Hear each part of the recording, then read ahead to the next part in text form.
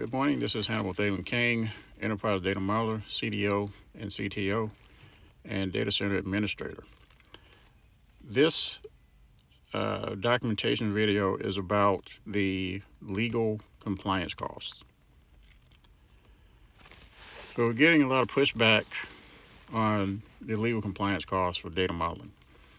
The source of this pushback is lies being told by staffing agencies who have never actually done this work before.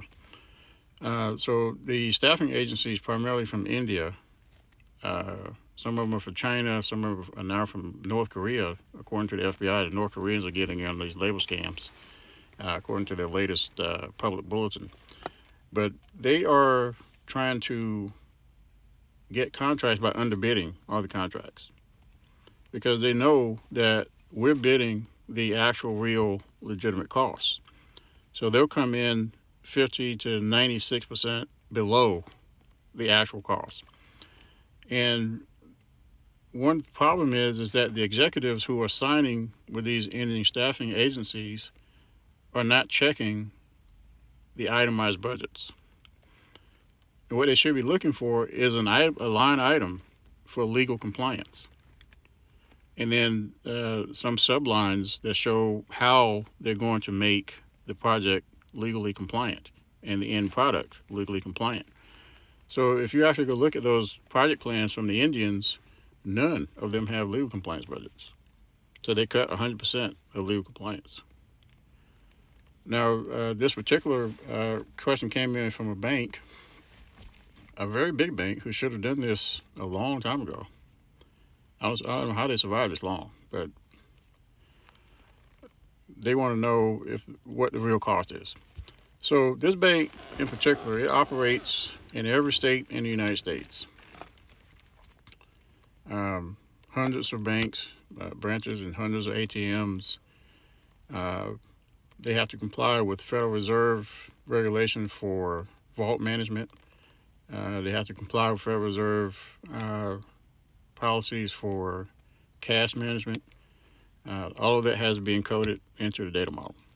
So people understand that cash just doesn't magically appear at a bank, and they don't just keep all the cash in the bank when you take cash to a bank.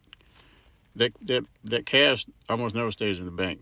To get insurance, they have to take most of that cash out of the bank every day or on a schedule.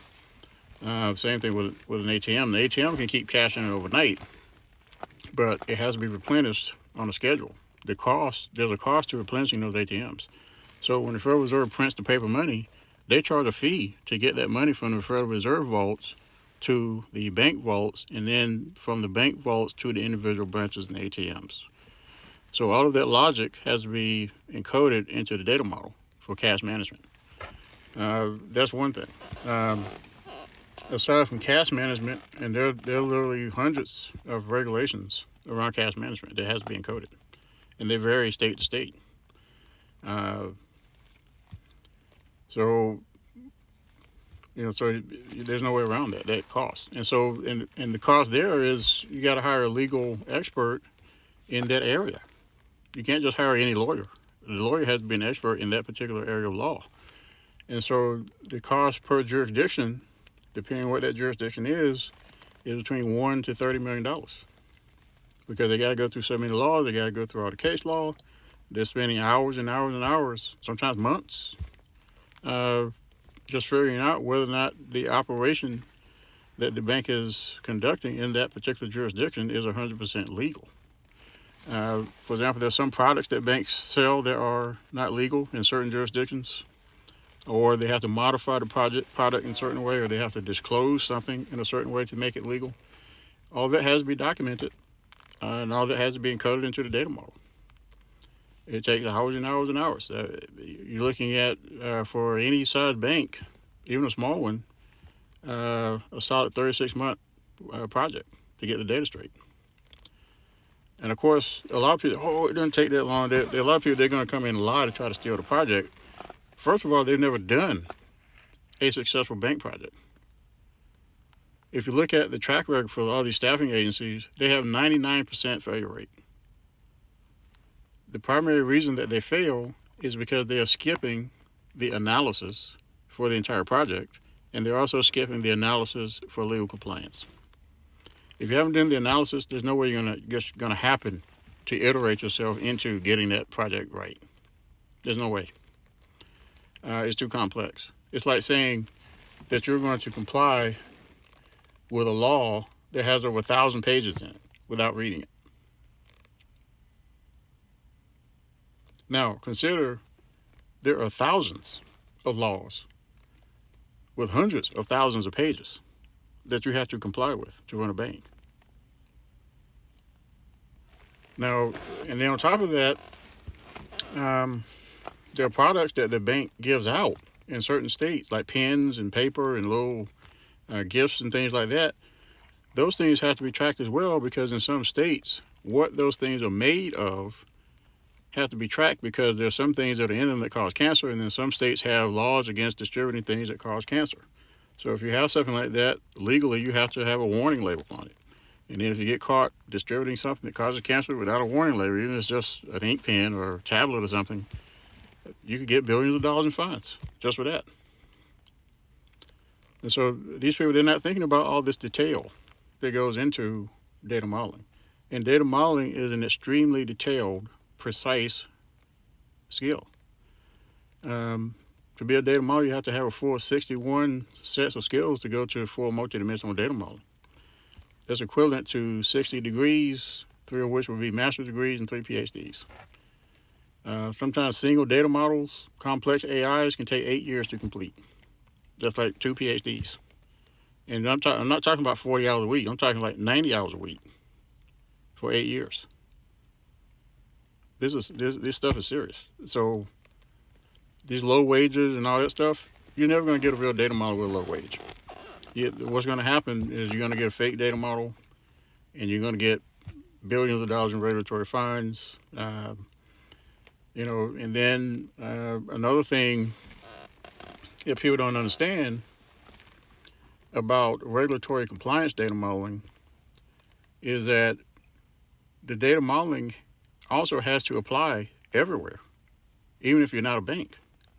For example, if you're a corporation and you have bank accounts, you still have to have the equivalent of a bank running inside of your ERP for bank reconciliation.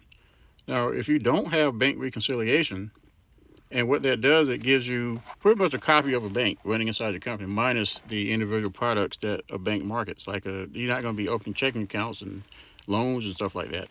Of course, you might have loans, because loans from parent companies and loans from venture capitalists, which would then go into a loan system. But you're not going to be giving loans to individual people or other corporations. Well, you could do to other corporations, depending on what kind of corporations you have. But you still have to have a bank running inside of your ERP. Every project I've done for the last 35 years, every single one had a bank inside of it, even if it wasn't a bank.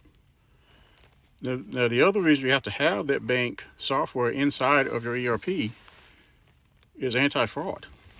I tried to sell a bank reconciliation system to Google and Facebook. Neither one of them bought it, because they never heard of it. The executives I talked to had never heard of it. And so they assumed that because they hadn't heard of it, that it was not important.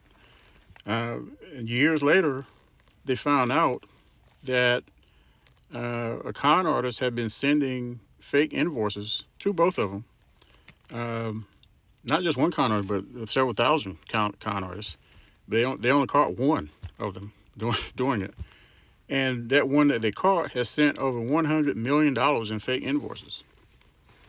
All of them got paid because they didn't have bank reconciliation. They didn't have anti-fraud built into the data models, and they couldn't detect it. And the only reason that they detected it is because someone did a manual audit above and beyond their usual duty and discovered it. But the amount that they lost over, the last 20 years, it's probably in the billions. And they didn't want to pay, for bank reconciliation. You're looking at about $300 million for a corporation the size of Google or Facebook. But if you don't have it, someone could just steal money